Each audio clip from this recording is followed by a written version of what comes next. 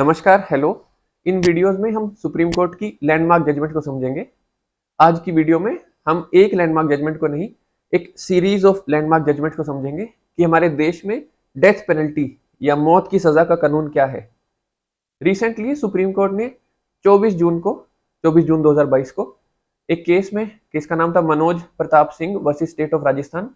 एक 3 जज के बेंच ने इनको मौत की सजा दी। ये काफी टाइम बाद हुआ जब सुप्रीम कोर्ट ने किसी को मौत की सजा दी हो। मनोज प्रताप सिंह ने एक 7 साल की बच्ची का रेप और मर्डर किया था। यही नहीं, इन्होंने जेल में भी एक और इंसान का मर्डर किया था, तो सुप्रीम कोर्ट ने इनको मौत की सजा दी। तो हमारे देश में कानून क्या कहता है वो समझने से पहले एक बार दुनिया में डेथ पेनल्टी का क्या सिनारियो है वो देख लेते हैं। पिछले साल 579 मैंने 2021 में 579 लोगों को डेथ पेनल्टी या मौत की सजा दी गई। ये एमनेस्टी इंटरनेशनल का डाटा है। उससे पिछले साल 483 लोगों को दी गई थी। सबसे ज्यादा चाइना में, उसके बाद ईरान, फिर इजिप्ट। हम चाइना के डाटा पे रिलाई नहीं कर सकते क्योंकि वो ये डाटा स्टेट सीक्रेट रखते हैं। जैसे नॉर्थ कोरिया और वियतनाम ये डाटा प्रोवाइड ही नहीं करते। दुनिया में लगभग 109 देश ऐसे हैं जिन्होंने कानून से डेथ पेनल्टी हटा दी है। 45 टोटल 145 कंट्रीज ऐसे हैं इन 109 को मिला के जहां या तो कानून में हटा दी है या प्रैक्टिस में नहीं दी जाती।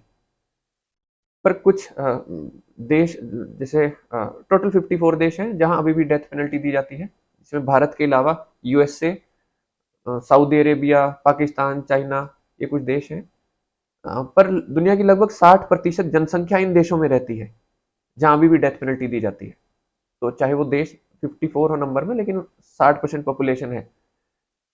अब भारत के सिनेरियो में लॉ कमीशन की रिपोर्ट थी 262nd लॉ कमीशन, ये 2015 में रिपोर्ट आई थी। उसमें कहा गया था कि डेथ पेनल्टी को एबोलिश कर देना चाहिए। सिर्फ टेररिज्म या waging war against the nation, terrorism related offences में ही सिर्फ डेथ पेनल्टी दी जानी चाहिए।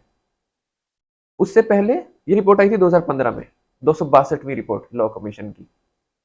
उससे पहले एक बार 35वीं रिपोर्ट में 1967 में रिपोर्ट आई थी।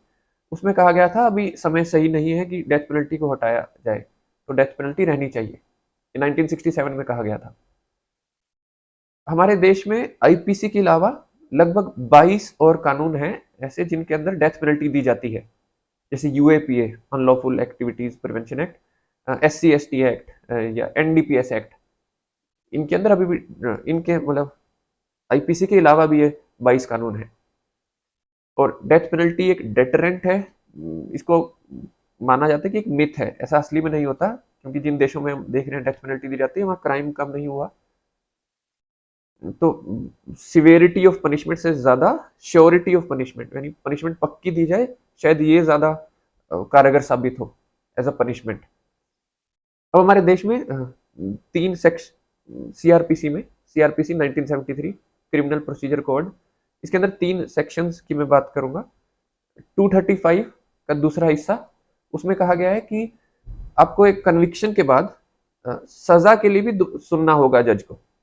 यानी अगर आपको कन्विक्ट कर दिया है कि आपने किसी का मर्डर किया है, उसके बाद आपको सेंटेंस, आपको सजा क्या दी जाए, इसके लिए भी जज को अलग से सुनना पड़ेगा। तो आप मटेरियल दे सकते हो कि आपकी सजा कम हो।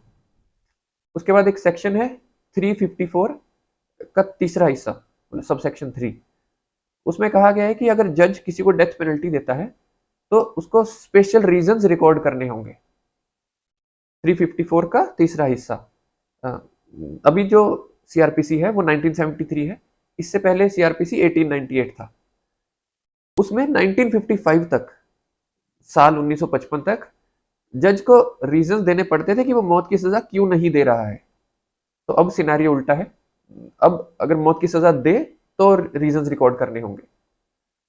और हमारे संविधान के 2 और आर्टिकल मैं बताना चाहता हूँ, 134 और 136। उससे पहले सीआरपीसी का तीसरा सेक्शन था 366। ये सेक्शन में अगर ट्रायल कोर्ट यानी सेशन कोर्ट किसी को मौत की सजा देता है तो वो कंफर्मेशन के लिए हाई कोर्ट आएगी, सीधी मौत की सजा नहीं दी जाएगी। और सेक्शन 369 ही सीआरपीसी का ये बोलता है कि कम से कम 2 जज जब कंफर्म करें मौत की सजा, तब मौत की सजा दी जाएगी। तो ये थे सीआरपीसी के सेक्शंस। इसके बाद संविधान का आर्टिकल 134 इसमें कहा गया है कि अगर कोई हाई कोर्ट, ट्रायल कोर्ट ने अगर किसी को एक्विट कर दिया और हाई कोर्ट किसी को मौत की सजा दे रहा है तो अपील की जा सकती है, या अगर हाई कोर्ट केस को खुद लेके और फिर मौत की सजा दी है तो सुप्रीम कोर्ट में अपील की जा सकती है, या फिर हाई कोर्ट सर्टिफाई करे कि ये केस उपयुक्त है सुप्रीम कोर्ट के लिए। और संविधान का ये आर्टिकल 136, इसमें स्पेशल लीव दी जाती है। उसमें अगर सुप्रीम कोर्ट को ये लगे कि बहुत ही ज्यादा गड़बड़ की है कानून को समझने में या फैक्ट्स को समझने में बहुत ज्यादा, या कोई परवर्सिटी है, कोई गड़बड़ है ज्यादा, फिर सुप्रीम कोर्ट स्पेशल लीव में वो केस एंटरटेन करेगा, वो एडमिट करेगा। अब वो सीरीज ऑफ लैंडमार्क जजमेंट्स पे आते हैं। तो जो पहली लैंडमार्क जजमेंट थी डेथ पेनल्टी पे, वो थी Jagmohan Singh versus State of UP.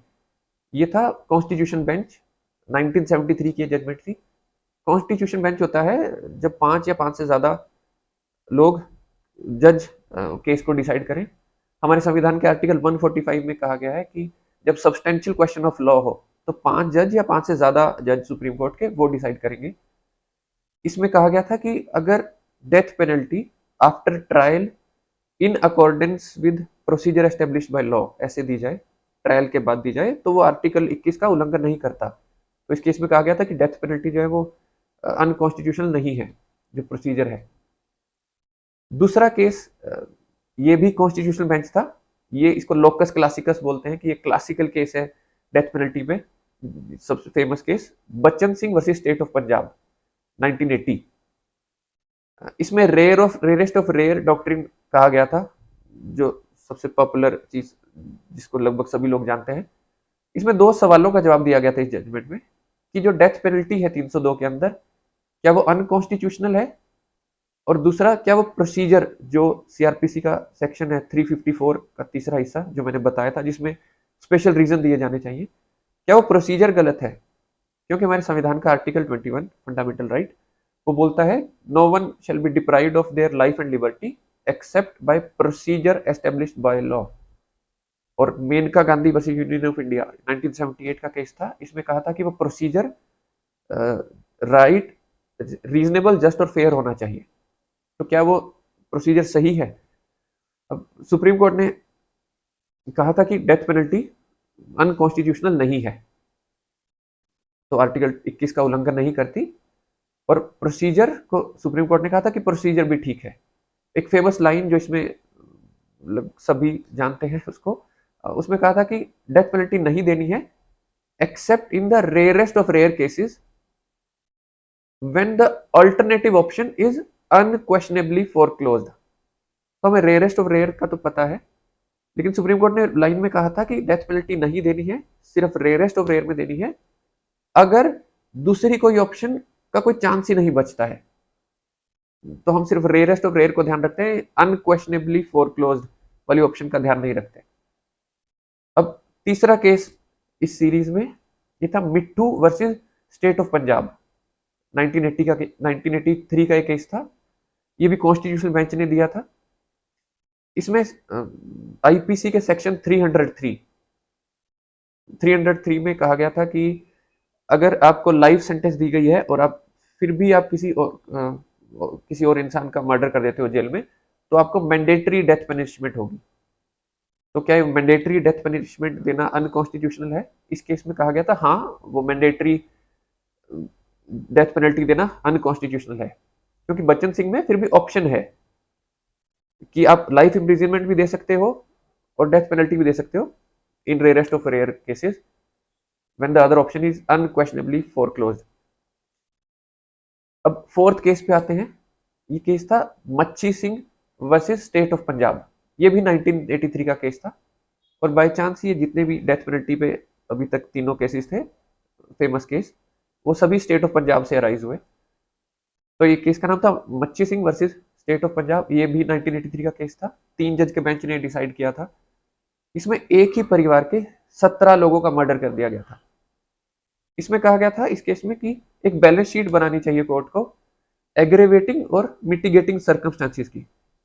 Aggravating circumstances वो होते हैं जो कि सजा ज्यादा कैसे दी जाए, यानी क्राइम कितने बुरे से किया गया था, कितने ज्यादा लोगों को मर्डर हुआ, कितने कोल्ड ब्लडेड तरीके से किया गया, ये सब एग्रेवेटिंग सर्कमस्टांस होते हैं। मिटिगेटिंग सर्कमस्टांसेस जो उस एक्यूज के फेवर में जाएं सजा कम करने के लिए, कि उनका सोशो इकोनॉमिक बैकग्राउंड कैसा है, उनकी मेंटल हालात कैसे थे उस टाइम, उनका परिवार से लिंक कैसा है, ये सब भी देखा जाना चाहिए, उनकी बैलेंस शीट देखनी चाहिए। अब नेक्स्ट जजमेंट ये थी स्वामी Shraddhananda versus State of Karnataka. ये 2008 का एक केस था। इसमें 3 जज के बेंच ने एक फैसला किया था। इसमें इंसान ने अपनी वाइफ को जिंदा, ही buried her alive in a coffin, और ये जो महिला थी वो मैसूर के फॉर्मर दीवान की ग्रैंड डॉटर थी, और इस महिला को इस इंसान ने जिंदा दफना दिया था। तो सुप्रीम कोर्ट ने इस केस में एक रीजनिंग दी, एक स्पेशल कैटेगरी ऑफ पनिशमेंट दी थी। सुप्रीम कोर्ट ने कहा कि जब हम लाइफ सेंटेंस देते हैं वो it comes out to be after remission of 14 years.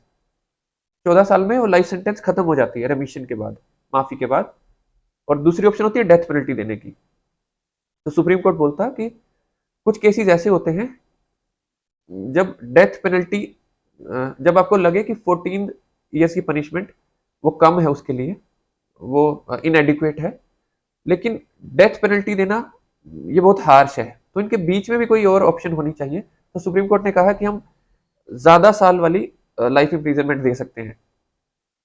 तो ये ऑप्शन दी गई थी, इसमें एक स्पेशल कैटेगरी क्रिएट की गई कि कन्विक्ट को रेस्ट ऑफ लाइफ बाहर नहीं निकाला जाएगा। फिर नेक्स्ट केस आया था, ये 2008 का केस था, Swami Shraddhananda versus State of Karnataka. 6th case है Union of India versus Sriharan, ये 2016 का केस था। इसमें कहा गया था कि इसमें जो स्पेशल कैटेगरी पिछले केस में स्वामी श्रद्धानंदा वाले केस में क्रिएट की गई थी सुप्रीम कोर्ट ने, वो लॉ में नहीं दी गई है, वो सुप्रीम कोर्ट ने खुद क्रिएट की थी। तो क्या वो सही था? तो सुप्रीम कोर्ट ने कहा कि आर्टिकल 72 संविधान का, जिसमें प्रेसिडेंट माफी देता है, और आर्टिकल 161 जिसमें गवर्नर माफी करता है कन्विक्ट को, कि ये ऑप्शन प्रिजनर के पास जरूर रहेंगे, और वो स्पेशल कैटेगरी उसको अप्रूव किया था। ये कॉन्स्टिट्यूशनल बेंच था, union of India versus S Sriharan, ये 2016 का केस था। तो अब नई कैटेगरी क्रिएट की गई कि लाइफ इम्प्रिजनमेंट, जो कि 14 साल में इंसान आमतौर पे बाहर आ जाता है जिसमें, या मौत की सजा, इनके बीच की कैटेगरी क्रिएट की गई। अब जैसे रिसेंटली फरवरी 2022 में एक केस था Pappu versus State of UP, उसमें भी रेप और मर्डर किया गया था एक छोटी बच्ची का। उसमें सुप्रीम कोर्ट ने 30 साल की मिनिमम पनिशमेंट कहा था कि इनको 30 साल के बाद ही बाहर निकाला जा सकता है, तो वो स्पेशल कैटेगरी हो गई। अब 7th case Shankar Kishan Rao Khade versus State of Maharashtra, ये 2013 का केस था। इसमें 3 टेस्ट दिए गए, क्राइम टेस्ट, क्रिमिनल टेस्ट और rarest of rare test. Crime test होता है एग्रीवेटिंग सर्कमस्टांसेस, कि क्राइम कितने बुरे से किया था, कितना कोल्ड ब्लडेड था, कितने ज्यादा लोगों को मर्डर किया। क्रिमिनल टेस्ट होता है जो अक्यूज के फेवर में जाए चीजें, इनका जेल में बिहेवियर कैसा है, इनके परिवार से लिंक कैसे हैं, उस टाइम की इनकी मेंटल हालत कैसी थी जब क्राइम हुआ, क्या वो सोशो इकोनॉमिक बैकग्राउंड कैसा है। और इसमें सुप्रीम कोर्ट ने कहा कि क्राइम टेस्ट और क्रिमिनल टेस्ट में बैलेंस नहीं देखना। क्रिमिनल टेस्ट 0 होना चाहिए, कोई चांस ही ना हो कि कुछ भी अच्छा हो उनके फेवर में, और क्राइम टेस्ट 100% होना चाहिए। उसके बाद तीसरा टेस्ट आएगा रेयरेस्ट ऑफ रेयर टेस्ट, जो कि बच्चन सिंह में दिया गया था।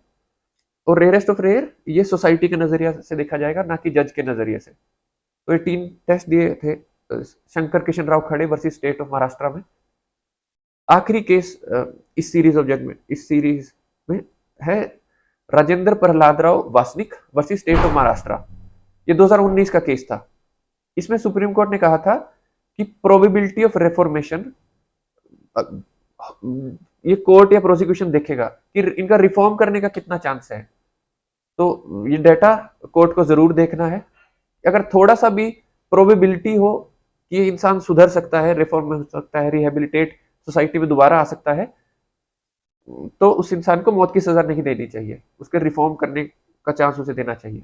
इसी केस में एक लाइन कही गई थी, और इस लाइन पे मैं ये वीडियो खत्म करता हूँ, कि the criminal however ruthless he might be is nevertheless a human being and is entitled to a life of dignity not withstanding his crime. कि क्रिमिनल चाहे कितना भी बुरा क्यों ना हो, उसने कितने भी बुरे से वो क्राइम क्यों ना हो, उसको भी एक जिंदगी, एक डिग्निटी वाली जिंदगी जीने का हक है।